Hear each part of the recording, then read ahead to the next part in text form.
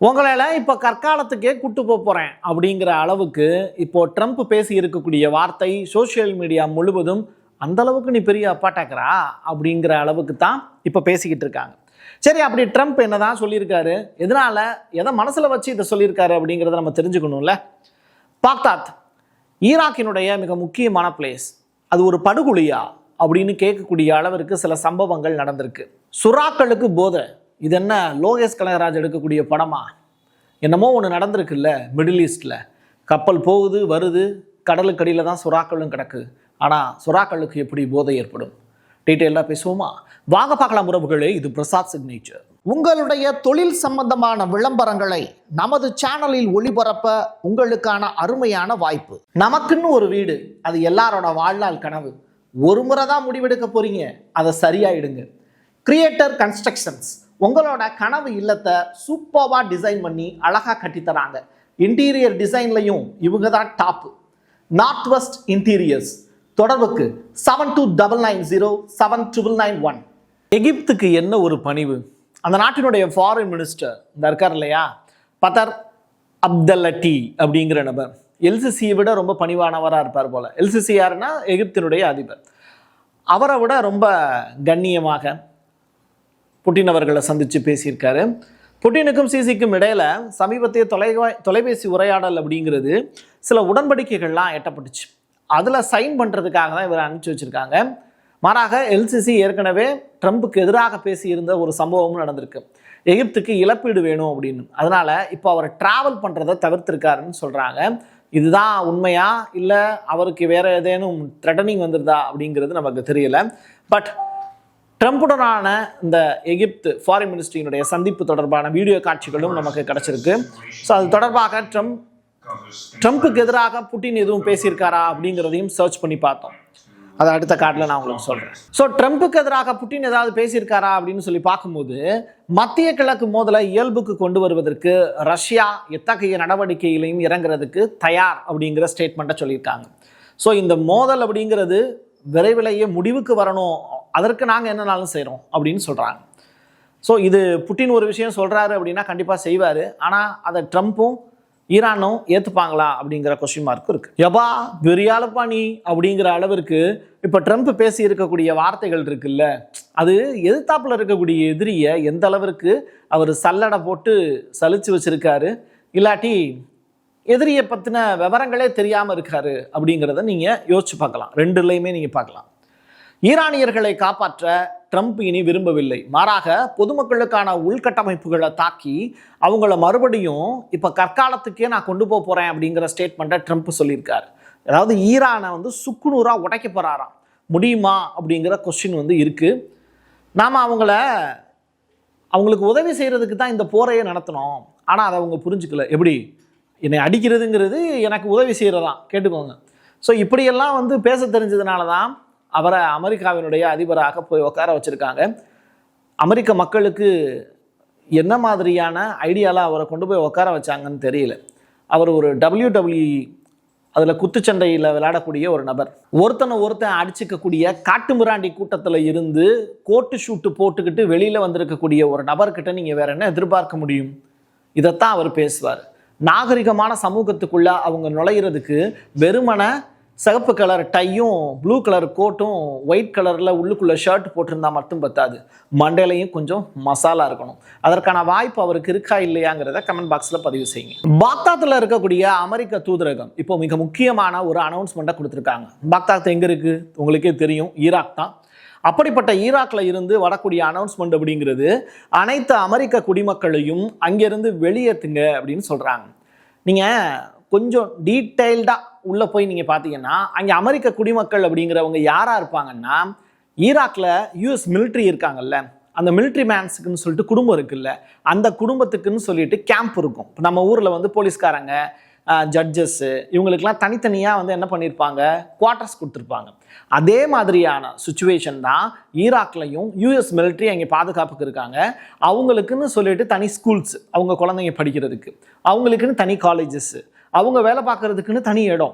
இப்படி ரொம்ப சொஃபஸ்டிகேட்டடாக சில ஏரியாக்களை வளைச்சி போட்டு அந்த இடத்துல யூஎஸ் மிலிட்ரி கேம்ப்னே வச்சுருப்பாங்க. அந்த இடத்துல தான் இப்போ ஈரான் அட்டாக் பண்ண போகிறதா செய்தி வெளியாயிருக்கு.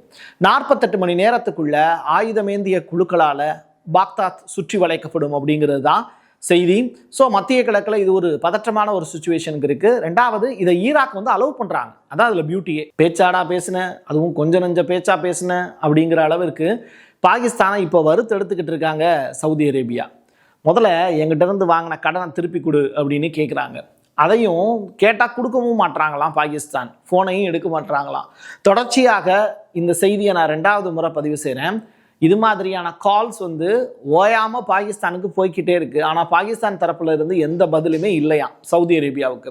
அது மட்டும் இல்லை, 6.3 பில்லியன் அமெரிக்க டாலர் கடனை திருப்பி கொடுங்க அப்படின்னு சவுதி அரேபியா இப்போ வலுக்கட்டாயமாக கேட்டுக்கிட்டு இருக்காங்க. 2 பேரும் பரஸ்பரமாக 2 பேரும் அவ்வளவு தூரம் வந்து நட்பாக வந்து எப்படி மணிரத்னம் படத்தில் வரக்கூடிய ரஜினிகாந்தும் மம்புட்டி மாதிரி இருந்தாங்க. இப்போ பார்த்தா மண்வெட்டியை வச்சு ஒருத்தருக்கு ஒருத்தர் வெட்டிப்பாங்க போல. அந்த அளவிற்கு இவங்களுக்கு இடையில நடக்கக்கூடிய சண்டை இப்போ சோஷியல் மீடியாவில் வைரல் கண்டென்ட்டாக சுற்றிக்கிட்டு இருக்கு. சீனா ஈரானுக்கு எப்போயுமே ஒரு நல்ல ஃப்ரெண்டு தாங்க. அந்த வகையில் ஈரானுக்கு 300 SF-200 அப்படிங்கிற வட்டமிடக்கூடிய தற்கொலை ட்ரோன்கள் பார்க்கறதுக்கு இது ஷாகட் 136 மாதிரி தான் இருக்குது. பட் இது நவீனப்படுத்தப்பட்ட ட்ரோன் அப்படிங்கிறாங்க. இதனுடைய பேர் வந்து SF-200 அப்படிங்கிறாங்க. இந்த ட்ரோனுக்கு எதுவும் பிரச்சனை இல்லை, நல்ல விதமாக தான் ஒர்க் ஆகிட்டு இருக்கு. பட் சீனா இதுக்கு முன்னாடி கொடுத்த பேட்ரியாட் உள்ளிட்ட ஏகப்பட்ட அந்த வான் பாதுகாப்பு அமைப்புகள் எல்லாமே அமெரிக்காவாலையும் இஸ்ரேலாலையும் சுக்குநூறாக உடைக்கப்பட்டிருக்கு. ஸோ சீனா மீதான நம்பிக்கை அப்படிங்கிறதும் அவங்க மேலே வச்சிருக்கக்கூடிய மரியாதை அப்படிங்கிறதும் ஈரானுக்கு இருந்தாலும் கொடுக்கப்பட்ட ஆயுதங்கள் இங்கே போர்க்களத்தில் பெரிய லெவலில் பயனளிக்காமல் போயிடுச்சு. அதனால சீனாவினுடைய ஆயுதங்களை இப்போ நம்பலாமா வேண்டாமா அப்படிங்கிற அளவிற்கு ஈரான் யோசிச்சுக்கிட்டு இருக்காங்க. இருந்தாலும் இலவசமாக கிடைக்கக்கூடிய உதவியை அத்தியாவசிய ஒரு எமர்ஜென்சி மாதிரி எடுத்துக்கிட்டு அதை வாங்கிக்கிறாங்க. அதுதான் இங்கே ஒரு கிரேட்டான விஷயமா பார்க்கப்படுது. கிரேக்கத்தில் ஒரு சூப்பரான ஒரு தீவு, இந்த கிரீட் அப்படிங்கிற தீவு. இந்த தீவை பற்றி நான் ஏற்கனவே உங்களுக்கு சொல்லியிருக்கேன். இந்த USS ஜெரால்ட் அப்படிங்கிற கப்பல் வந்து ஒதுங்கிய இடம், பயந்து போய் ஒதுங்கிய இடம், பாதுகாப்புக்காக ஒதுங்கிய இடம். சுப்பிரமணியம் படத்தில் வந்து ஒரு டயலாக் வரும், பரமா மரண பயத்தை காட்டிட்டாங்க பரமா அப்படிங்கிற மாதிரி. அந்த மாதிரியான ஒரு டயலாக் அப்படிங்கிறத சொல்லிக்கிட்டே அந்த USS ஜெரால்டு மறைஞ்சு போய் ஒளிஞ்ச இடம் தான் இந்த கிரீட் அப்படிங்கிற தீவு. அப்படிப்பட்ட தீவுங்கிறது இப்போ சிவப்பு நிறமாக காட்சி தருது. எதனால அப்படின்னு சொல்லி தேடி பார்க்கும்போது சகாரா பாலைவனத்தில் ஒரு மாபெரும் புழுதி மேகம் வந்து அப்படியே அந்த கிரேக்க தீவை வந்து சூழ்ந்துக்குச்சு. இதனால அந்த கிரேட் அப்படிங்கிற தீவு வந்து செந்நிறமாக காட்சி தருது. இரத்த சிவப்பு நிறத்தில் காட்சி அளிக்கக்கூடிய அது ஈரான் மக்களுடைய கண்கள் மாதிரி இருக்கு. எப்படி அழகா இல்லை? ஆத்திரம் மூட்டக்கூடிய வகையில் எதிரியை வீழ்த்தணும் அப்படின்னு நினைக்கக்கூடிய அந்த பார்வை இருக்குல்ல, அப்படி ஒரு காட்சி தான் இதில் அரங்கேறுது. அந்த காட்சிகளை நீங்களும் பார்க்குறீங்கன்னா அதுக்காக தான். இதே மாதிரி ஈரானில் ஒரு ஆறு ஒன்று ஓடுது, அதுவும் செந்நிறத்திலேயே ஓடும், பார்த்துருக்கீங்கல்ல. ஒட்டுமொத்த நகரமுமே இப்படி தான் காட்சி தருது. சரி, டெஹ்ரானில் ஏதாவது இழப்பு ஏற்பட்டிருக்கா? கடைசியாக கிடைத்த தகவலின் அடிப்படையில் அங்கே இருக்கக்கூடிய கட்டடங்கள் மொத்தமாக எத்தனை இடிஞ்சு விழுந்திருக்கு பிரசாத் அப்படின்னு கேட்டிங்கன்னா 33,000 குடியிருப்பு கட்டடங்கள் சேதப்படுத்தப்பட்டிருக்குங்கிற அந்த தகவலை இப்போ ரிலீஸ் பண்ணியிருக்காங்க. இதை ரிலீஸ் பண்ணது ஈரானுக்குன்னு ஒரு நகராட்சி இருக்கும், பேரூராட்சி இருக்கும், மாநகராட்சி இருக்கும்ல, அதில் அங்கே இருக்கக்கூடிய நகராட்சி தான் இந்த ரிப்போர்ட்டை ஃபைல் பண்ணியிருக்காங்க. ஈரானில் போர் நடக்குது, உண்மைதான். கப்பல்களை மறிக்கிறாங்க, உண்மைதான். காசு கட்டினா விட்டுறாங்க, அதுவும் உண்மைதான். ஆனால் அந்த எண்ணெய் கப்பல் மேலே அட்டாக் பண்ணுறாங்கல்ல, அதனால சில பாதிப்புகள் ஏற்படும்ல, அப்போ என்னாச்சு அப்படிங்கிற கொஸ்டின் மார்க் இருக்குது. அந்த எரியக்கூடிய கப்பலில் இருந்து எண்ணெய்கள் எல்லாமே தண்ணிக்கு அடியில் தானே போய் சேரும். அப்போ தண்ணிக்கு அடியில் யார் இருக்கா? மீன்கள் இருக்குது, சுறாக்கள் இருக்குது, நண்டுகள் இருக்குது. அதுகளுக்கெல்லாம் பாதிப்பு வரும் அப்படிங்கிறத யாரும் இங்கே யோசிக்கிறதே இல்லை. அது மட்டும் இல்லை, அதில் போதைப் பொருட்களும் சிலது கடத்தப்பட்டுக்கிட்டு தான் இருக்குது. அப்படி கடத்தப்படக்கூடிய அந்த போதை வஸ்துக்கள் பூமிக்கு அடியில், கடலுக்கு அடியில் போய் சேருது. அந்த கடலுக்கு அடியில் சேரக்கூடிய அந்த கொகைன் உள்ளிட்ட அந்த போதைப் பொருட்களை மீன்களும் சாப்பிடுது அப்படிங்கிற அந்த தகவல் ரிலீஸ் ஆகிருக்கு. பகாமாஸ் அப்படிங்கிற இடத்துக்குள்ள இருக்கக்கூடிய அந்த கடலுக்கு அடியில் இருக்கக்கூடிய சுறாக்களை டெஸ்ட் பண்ணி பார்க்கும்போது அதில் ஏகப்பட்டது வந்து போதையிலேயே சுற்றிக்கிட்டே இருந்திருக்கு. இது உண்மையிலேயே வருந்தத்தக்க ஒரு செய்தி. இயற்கைக்கு எதிராக நடக்கக்கூடிய இந்த சூழலியல் மாறுபாடு அப்படிங்கிறது நிச்சயமாக நம்மையும் பாதிக்கும். ட்ரம்ப் ரொம்ப ஈஸியாக எதிர்த்தாப்பில் இருக்கக்கூடிய நபர்களை வந்து கிண்டல் பண்ணிடுறாரு. ஒன்று, சவுதி அரேபியாவினுடைய இளவரசரை பார்த்து கிண்டல் பண்ணார். அதற்கு பிறகு மெக்ரானையும் அவருடைய ஒய்ஃபையும் பார்த்து கிண்டல் பண்ணார். இதெல்லாம் தனிமனித தாக்குதலாக தான் பார்க்கப்படும். ஆனால் உலக வரலாற்றில் இப்படி ஒரு தலைவரை நீங்கள் பார்த்துருக்கவே முடியாது. ஆனால் எதிர்த்தாப்பில் இருக்கக்கூடிய அந்த வார்த்தைகளை எதிர்கொள்ளக்கூடிய தலைவர்கள் சில ரியாக்ஷன் பண்ணியிருப்பாங்கல்ல. அதில் மெக்ரான் அவர்கள் சொல்லியிருக்கக்கூடிய விஷயம், ட்ரம்பினுடைய கருத்துக்கள் நேர்த்தியானவையாகவோ அல்லது தரமானவையாகவோ இல்லை, கொஞ்சம் கூட குவாலிட்டியே இல்லாத பர்சன்ஸ் தான் இப்படி பேசுவாங்க அப்படிங்கிற தனக்கே உரிய அந்த கெத்தான ஒரு வார்த்தையில் பேசியிருக்கார். இதை விட ட்ரம்ப்புக்கு வேற என்ன வார்த்தைகளை சொல்ல முடியும்? மெக்ரான் அவர்கள் பேசி இருக்கக்கூடிய வார்த்தைகளை கவனிக்கும்.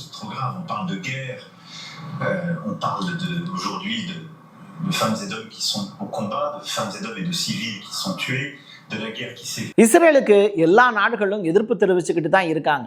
எந்த நாடுமே இஸ்ரேலுக்கு ஆதரவாகலாம் செயல்படவே இல்லை, இன்க்ளூடிங் யூரோப் முதற்கொண்டு.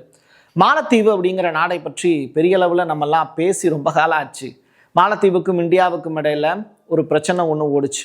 அதற்கு பிறகு லட்சத்தீவுங்கிறதுல நம்முடைய மோடி அவர்கள் போய் ஒரு ஃபோட்டோ ஷூட் எடுத்து மாலத்தீவினுடைய ஒட்டுமொத்த சுற்றுலா வருமானத்தையும் டவுன் பண்ணார்.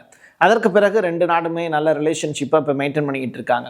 அப்படிப்பட்ட மாலத்தீவு இஸ்ரேலியர்களுடைய பாஸ்போர்ட் வச்சுக்கிட்டு யாராவது வந்தீங்கன்னா எங்கள் நாட்டுக்குள்ளே நீங்கள் நுழைய முடியாது அப்படிங்கிற கெத்தான ரிப்போர்ட்டை ஃபைல் பண்ணியிருக்காங்க.